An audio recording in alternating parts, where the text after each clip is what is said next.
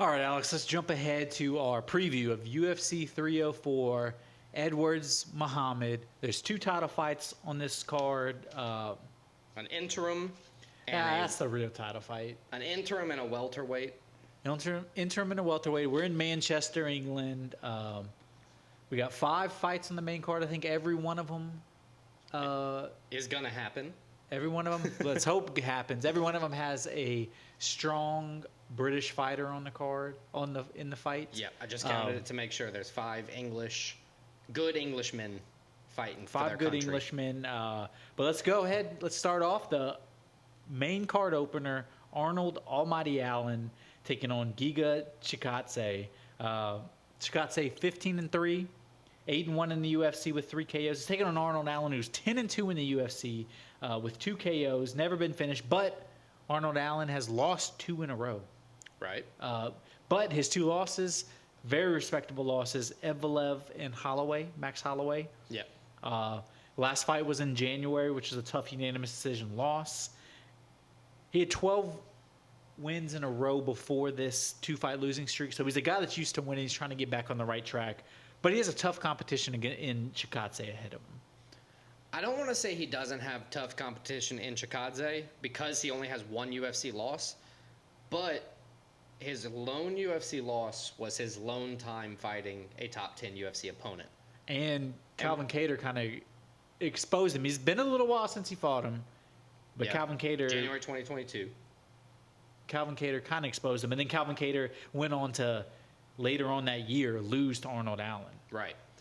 Giga Chikadze fought Alex Caceres afterwards, winning by decision. But I love saying his name, too, Giga Chikadze. I know, it's really fun. Giga Chikadze. That's the Giga Chad's the male Karen, right? I think. Anywho, Kattar exposed him. Allen's never been finished, and Chikadze's typically, KO or nothing else. At least in the UFC, that's what he's been, KO or decision. This one, man, I gotta say, even with Chikadze's reach advantage, I think Arnold Allen's gonna win. I think he's a better, well-rounded fighter, number one. But that big top 10, Calvin Kattar beating Chikadze and just him being wildly unimpressive in that performance, I think Arnold Allen's gonna win. Mix it up, get him on the ground. He's a southpaw. He's just gonna be throwing so many different looks at him. I have to assume that everything's going to fall in line here. I agree with you. I think Arnold Allen's going to get back on the winning train. He's had a couple of tough fights, a couple of tough losses, but he didn't get, he still performed well in those fights. He didn't look bad in the fights. I think he gets back on the winning train. I think he's a more well-rounded fighter. I think he's the quicker fighter. I think Arnold Allen, in front of the English fans, gets his 20th career win, 11th career UFC win. How do you think Arnold Allen wins, since we agree? I think he's going to win by decision. I think it's going to be a decision fight, and I think the decision going to the scorecard, I think is going to favor Allen. Yeah, same. All right, cool. Let's move on to the next fight. That's going to be CLD Christian Leroy Duncan taking on Gregory RoboCop Rodriguez. This was the hardest one for me to pick. Well, it's pretty damn close on the odds, too. Like a lot of the fights on this card overall, it's 2 tough fighters, 2 big guys. Well, not every fight's 2 big guys, but 2 tough fighters, close odds, contentious. They both have specialties. They're both, they're good at what they do. It's going to be tough. Well, get this. So, CLD 3-1 in the UFC, 3 KO wins. RoboCop 6-2 in the UFC, 6 KO wins. Yep. So this is going to be one you're not going to want to blink. These guys are going to stand with each other. They're going to bang with each other. It's going to be. This has potential to be the best fight on this main card. And Yeah. I think it's probably the odds-on favorite to be the best fight on the main card. Most exciting fight on the main card. Yeah, both guys, it's going to be a banger. It's going to be a stand up and knock the other guy out. I mean, Both guys earlier this year, they're coming in February for RoboCop against our boy Brad Tavares. Yep. March Shout for out that CLD dick. against Ribeiro. Both coming off KO wins, TKO KO wins. It's crazy to see in their division that Greg RoboCop, whatever, he always looks so much bigger. He does. He's a big guy. This time, But CLD's pretty big too. that was a good. He has somebody who can stack up to him his frame. 6'2" versus 6'3". Yep. 75-inch reach for Christian Leroy Duncan. 79-inch reach for CLD. 75 for Gregory Rodriguez. That always plays a factor when it's a larger, inch. And both guys have some momentum coming too. 2 wins in a row for each guy. Obviously, CLD. That's fine. 3-1 in the UFC, so he's won 3 out of 4. RoboCop has won 4 out of 5, 2 in a row. I will say one thing about, two more facts, and then I'm done spitting my facts. Rodriguez is 2-0 against longer reach, and he's 100% as an underdog. So he's won both of his fights as an underdog in the UFC. He has also lost 2 of the fights where he was a favorite, but he's currently plus odds, so I don't care about the favorite. Goddamn, Alex, you changed my mind. I'm going RoboCop. There we go. RoboCop knockout. I also pick RoboCop knockout. Gregory Rodriguez knocking out Christian Leroy Duncan in the second round. Let's move on to the next one. King Green. King Green, he changed his name. I think his new nickname should be Bobby. King Bobby Green. King Bobby Green sounds more like a king's name. It sounds kind of like somebody off of King of the Hill, too. Yes. Taking on Patty the Baddie Pimblett. Patty the Baddie. These guys are the same height. They're going to come in at the same weight. How surprising. We follow Patty the Baddie from the get-go. Yep. He's still 5-0 in the UFC. People talk so much shit on him. They've totally disregarded him. Okay. And he's 5-0 in the UFC. I know he had a controversial split decision win. People also talk shit on Ian Gary. He's still undefeated. Yeah, but they talk shit for way different reasons. Exposed. For way different reasons. Why? Let's talk about this guy. Let's not. Ian Gary, nobody's questioning if Ian Gary is good or not. Why are people doing the same to Patty then? That's what I'm saying. I don't know why. Because you can agree that Patty could be annoying. You could not I like Patty. But I could see if you thought he was annoying, you didn't like him, like I do with Ian Gary. But Ian Gary's good. Patty, he's 5-0 in the UFC. He's 21-3 as a professional fighter. You're good. And he's only 29 years old. You're good. 7-fight winning streak. Mm-hmm. He has a killer ground game. His striking could use some work, but he has power. He can knock guys out. I mean, he's a guy, if he can put it together, if he can stop this crazy weight changes, which it sounds like he's been working on doing that. Have you seen his abs this past week? It looks like he ain't bothering with no heavy weight cut. I mean, he's a guy, he has the tools to be great. And he's taking on focus on it. And he's taking on King Bobby Green, who, say what you want about the guy, he's crazy, but he can knock people out. He's entertaining. He's 13 wins, 10 losses, 1 draw, 1 no contest in the UFC, but he's won 3 out of 4. And his last performance, I mean, he just demolished UFC fan favorite Jim Miller. Yeah, it was UFC 300. It was one of the first fights. It was crazy, and he just walked out and he was like, "Listen, I know y'all love Jim Miller. I'm sorry, buddy." The whole story all week was Jim Miller has a win on UFC 100, on UFC 200, and then he just got destroyed. This is the only appropriate time I could see to insert the Kendrick Lamar "Not Like Us." That's what he did.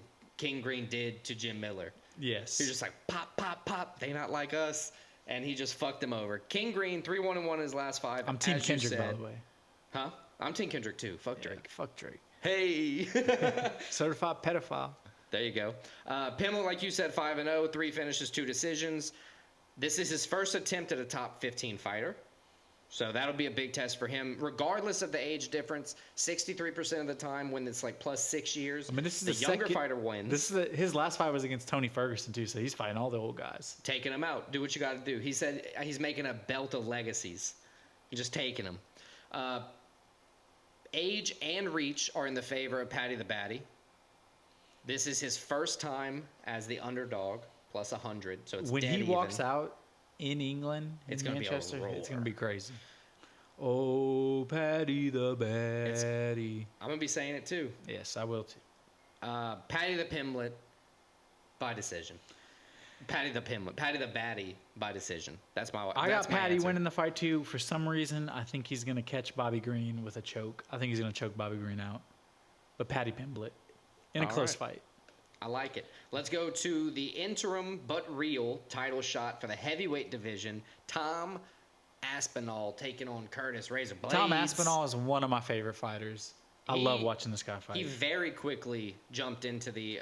He's 7-1 in the UFC, and his only loss was when he got hurt against Curtis Blaydes in 15 seconds. He hurt his knee. He's trying to rectify a wrong here. He's trying to take the blemish off his record, prove it was just the injury, and I think he's going to have a good opportunity to do it on home turf. You know what's crazy? Again. Yeah, the last one was in London, though. The O2 Arena, yeah. He's fought 8 times in the UFC.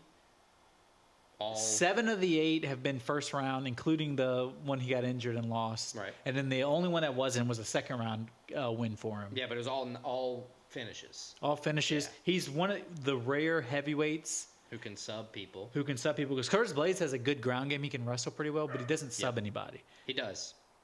He does have a good ground game, but yes. I was agreeing. Sorry. Aspinall has crazy jiu-jitsu. He has crazy power. He's crazy quick. I like Curtis Blaydes a lot, too. I'm glad he finally got a well-deserved title shot. I got to say, he probably should have got it in the past, but he got it now. But I got Aspinall winning this. I think he's going to knock him out in the first round. Long before this podcast, you put me on to Curtis Blaydes. You text Curtis me, Razor Blaydes. You'd always text me, be like, yo, fight night, Blaydes is fighting. You got to watch it. It's going to be a banger. And I'd be like, oh, yeah, I forgot. Thank you. And then remember, he was on the rise. He was about to get a title shot. And then Derek Lewis had the crazy KO. Yep. But then since then, he's won 5 out of 6. Yeah, he's only lost to Pavlovich since then. And that's what I was kind of leading into. He's only lost in the UFC 3 times. Ngannou KO, Derek Lewis KO, and a Sergey Pavlovich KO.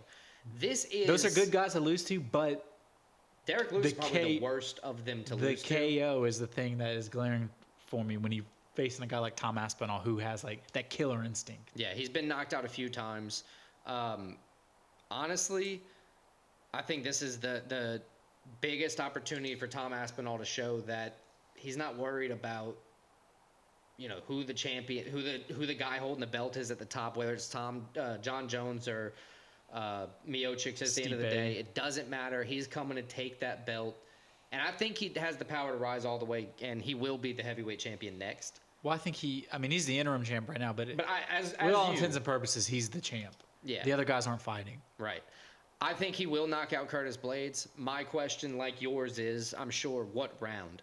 I'm going first round. I think it's like within the first 2 minutes. Curtis, I like Curtis a lot, but we've seen him where he kind of telegraphs some of his... this thing when he's like not trying to get hit and his arms go straight out. And he kind of telegraphs some of his takedown attempts. If you do that against Tom Aspinall, like, you're going to sleep. I'll piggyback that. I'll join you on the first round knockout. I like it. I think first half of the first round, Tom Aspinall knockout. All right. Leon Edwards defending his title Main against event. Belal Muhammad. His 3rd title defense already, so good for Leon. Yep. He won it off of surprise head kick knockout. Surprise. Then he dominated Kamaru. Then he dominated Colby Covington. The second fight of Kamara was when third fight, actually. Oh, yeah, the third fight. His second win over Kamara, defense on the belt, was when everybody started turning on Kamara, saying like, "Oh, he's the worst thing that's ever existed." Yeah. But it's also coincidentally when they started giving respect to Leon Edwards. Yeah, it's funny. It's how crazy. The fight game's crazy. But similarly, and he's taking on a guy with who gets no respect. No respect in Belal Muhammad. Remember the name. Similar records. Leon Edwards is 22-3. Belal Muhammad's 23-3. They both win the majority of their fights by decision. Very few knockouts or submissions between the two of them. And it's another rematch that ended. This one ended in an eye poke when they fought in what was it? It was 2021. Yeah, it was. I remember 21. The fight. It was a brutal eye poke. It was a bad eye poke. It sucked for Belal. I remember him crying, not like in talking shit at all. Like, I would be bawling if I thought I was blind too. Like, he couldn't see for at least a few minutes. Yeah, it was a bad eye poke. But Leon Edwards he's on a 12-fight unbeaten, 13-fight unbeaten streak, and Belal Muhammad's on a 10-fight unbeaten streak. These big streaks are coming to an end today unless there's another no contest or something. It should be very But I think funny. it's going to be a clean fight. I think this one's going to come in. Belal Muhammad's been talking mad shit ever since then, truthfully. But you saw Leon had a good comeback to him because Belal was saying he's going to take him down and do all this and submit him or TKO. And Leon told him today, he's like, "You've never done that in your entire career. Why would you do that now?" Yeah, why would you change up the whole game? But that's kind of what I was saying. Leon, outside of that surprise knockout of Usman, he wasn't out there knocking everybody out left and right. He Yeah, wasn't but- subbing everybody. but He he was has- fighting well. Crazy striking, which is like nobody wants to fuck with. He's got timing. He's got rhythm. He's a very good boxer. I mean, you don't have the nickname Rocky as a southpaw unless you Yeah. can bang.